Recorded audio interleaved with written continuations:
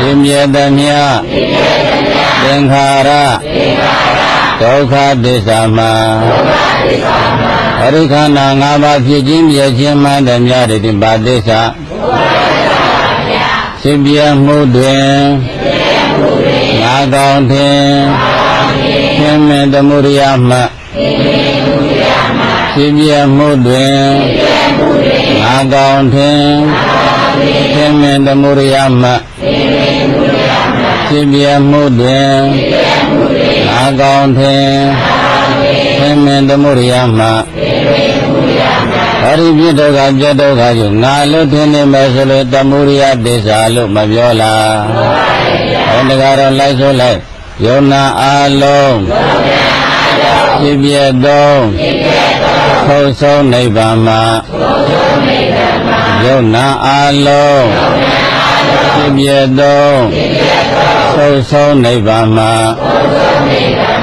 ယုံနာအလုံးဖြစ်ပြသော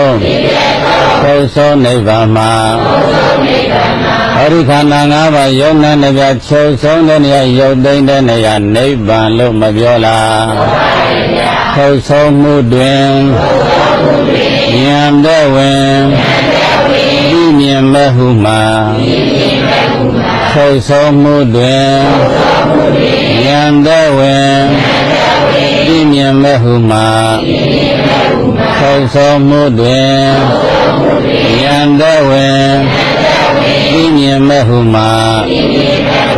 အယုဒ္ဓမနန္ဒမဒုက္ခသစ္စာခြုံငင်းရာခြုံငင်းကြောင်းအကျင့်ကိုမေဃသစ္စာလို့မပြောလားအဲ့ဒါကြတဲ့ကောင်သစ္စာလေးချက်တပြိုင်နဲ့ပေါ်လာအောင်ဆိုတော့ဆူတောင်းမလားပွားများမလား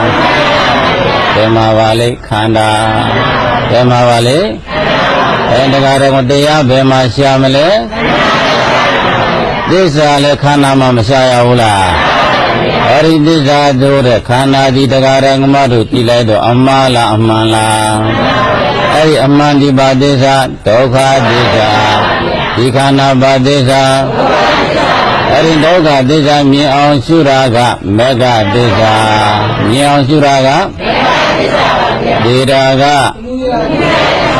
နောက်ခန္ဓာမလားတာကအဲ့သစ္စာလေးချက်တပြိုင်နဲ့မဆက်ပြီဘူးလားဒီနေ့အချိန်ရှိတဲ့အတွက်တော်ကြအောင်စို့